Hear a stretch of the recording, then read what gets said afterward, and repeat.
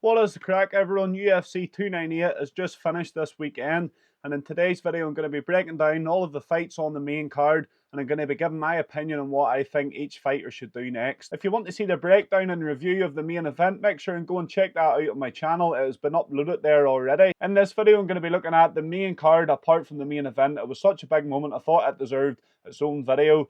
This main card did not disappoint whatsoever. Some big moments, some great talking points in it, which I'm going to discuss today, so make sure and stick around for that. So without further ado, we'll get into the video. Shut up and sit down. It's time!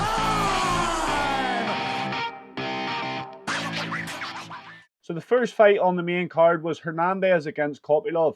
This was a very typical striker against grappler matchup. And for my prediction, I went for the grappler. I went for Hernandez. Hernandez is always very dangerous off his back. He's got great jiu-jitsu. He's looked very good in past fights. He's racked up a good amount of submissions now in his UFC career. So that's why I thought I'll go out there and I'll put Hernandez down for a submission as my prediction. Roman Kypolov is a fighter who looks very like Chase Hooper, actually. He gets called the Russian Chase Hooper all the time. It is an uncanny resemblance that them two have.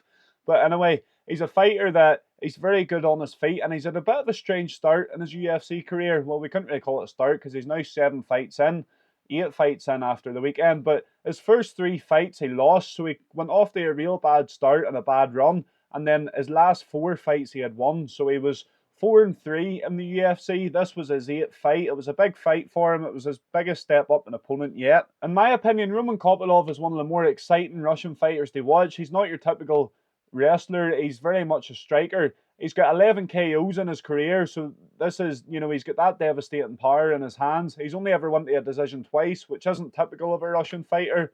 So he is one of my favourite Russian fighters to watch. This fight was one of my favourites to watch, actually. I thought fair play to Kypolov whenever Hernandez got him in a rear naked choke, and it looked like it wasn't quite under the chin, but it was damn close to being under the chin, and Kypolov managed to set it out.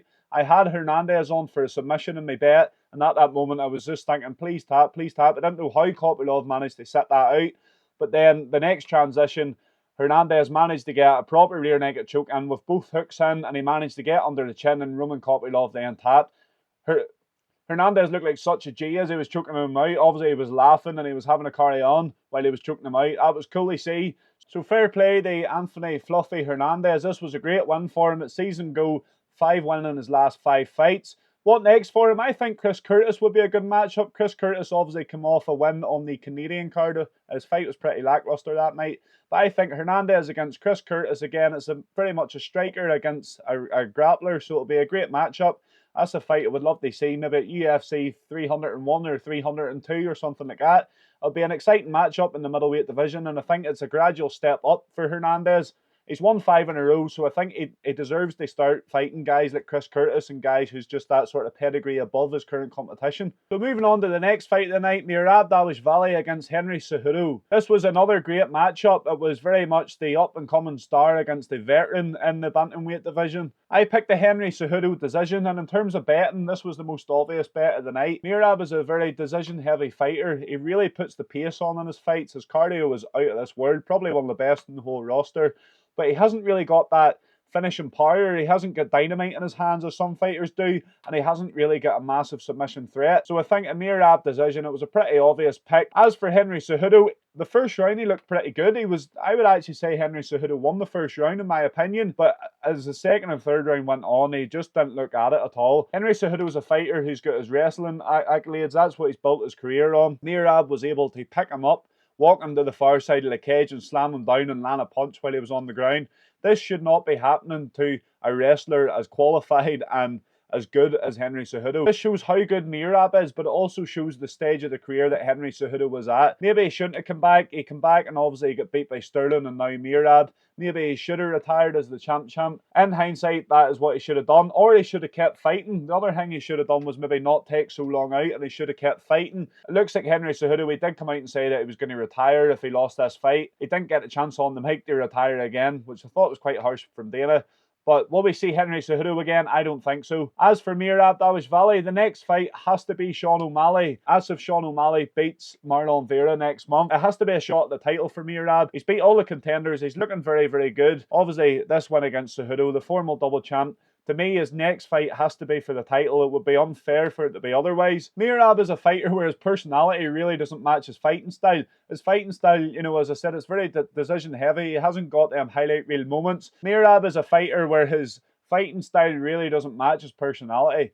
His personality, he really came to life over this past sort of build up for the fight. He was making really funny videos. He's always been funny, but he really got the light shone on him because of this fight, and he really took the moment. I think he's gained a lot of fights over the course of this fight week and the camp in general and the fight night. Obviously, we seen the moment where they had Henry Cejudo in a guillotine and he's chatting shit to Mark Zuckerberg in the crowd. He's a fucking legend, really. I do love Merab. I think he's a really cool fighter, and he seems like a really funny guy. So I look forward to seeing Merab go for UFC gold, hopefully in his next fight. For the next fight in the card, it was a bit of a letdown, to be honest. It was Ian Garry against Geoff Neal. For this fight, my prediction was an Ian Garry knockout. This is the second time I've made this mistake. Against Neil Magny, I done Ian Garry to knock him out, and that was the only fight that let me down of £1,100.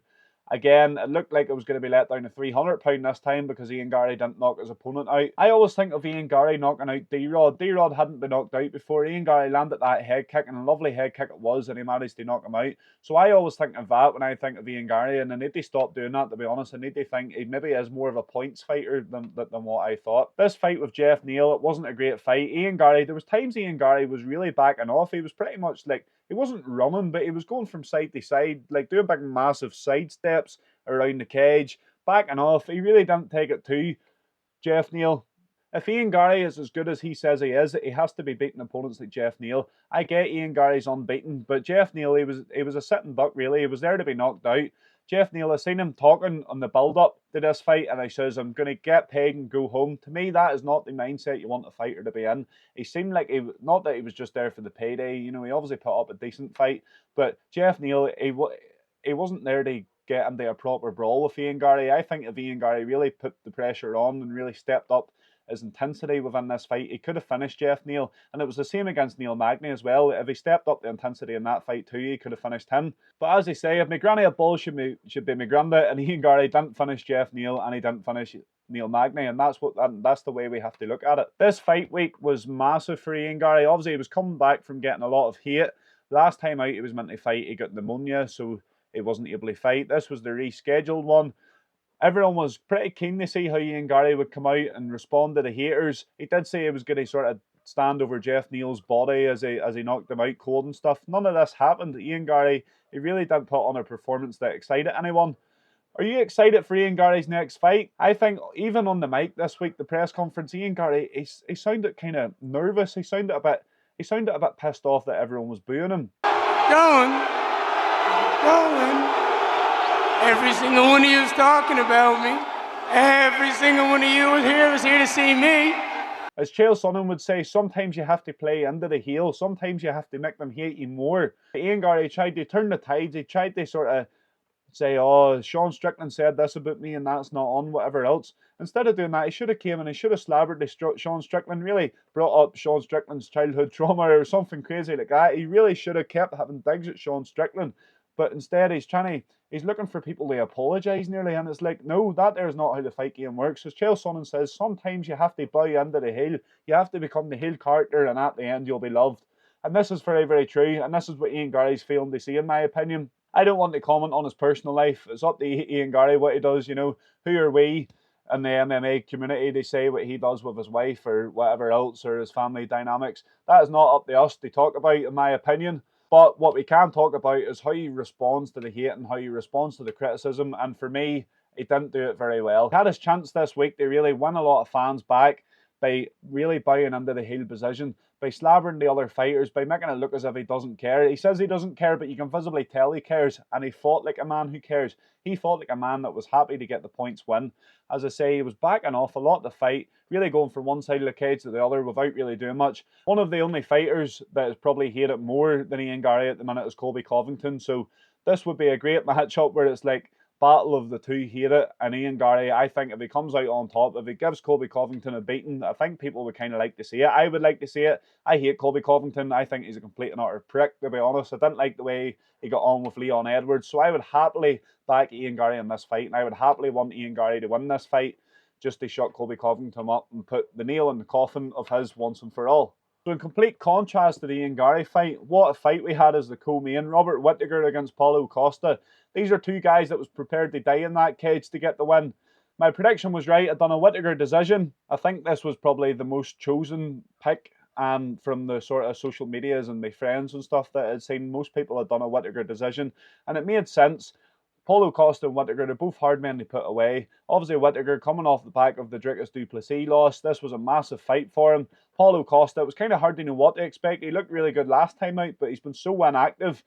So it was kind of hard to know what to expect. Both fighters looked in great shape, especially Costa. Costa is an absolute animal. That man is absolutely chiseled. So the fight started, and Paulo Costa, I would probably give Paulo Costa the first round, to be honest. What about that head kick he landed at the end of the round? I have never seen a cleaner spinning kick in my life. What an unbelievable kick that was, and it landed so clean. It landed flush on the head of Robert Whittaker. Robert Whittaker done well to see the round out. I think if there was maybe another 10, 20 seconds in this round, Paulo Costa maybe could have got it done. He maybe could have finished him. But Robert Whittaker, you could say he was kind of saved by the bell in this moment. He had got his whereabouts back, but he certainly wasn't far. He was one clean punch away from being out cold. So the first round, I think that head kick at the end of it, it was enough to win the round for Paulo Costa, a 10-9 round. We then go into rounds 2 and 3, and Robert Whittaker, he fought pretty smart in these rounds. He jabbed, sort of tried to stay on the outside a wee bit. He came in, exchanged, they really beat the leg of Paulo Costa. That's what really made the difference in this fight.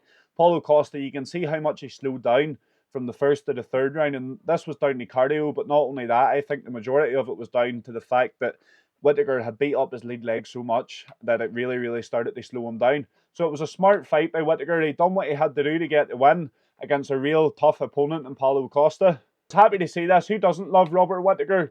Obviously, I was quite sad seeing him get beat by DDP in the way that he did. So it was good to see him bounce back. It's good to see that he still got that dog in him to be in a fight like this here and they come out on the winning side of it. And also, fair play to Paulo Costa. For someone that's been so inactive, he went in there and he made it a real great fight, and he was in it until the very end. If the UFC could get Paulo Costa being more active, he would be in so many more great fights.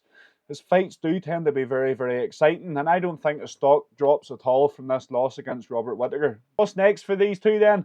I would like to see Robert Whittaker fighting Chimaev or Sean Strickland. I think these two, they would make great contender fights in the middleweight division. So it's all dependent on whether or not DDP and Adesanya is going to fight.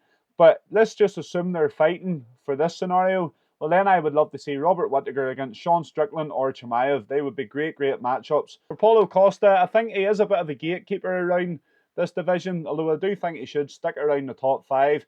If you can get him in the cage, stick him on any main event or any main card pay-per-view. He's going to have a very entertaining fight if he fights the way he did. He's good crack on the way up the fight week. You know, he's pretty funny in his interviews and stuff. Oh, yeah? I don't believe you Jews.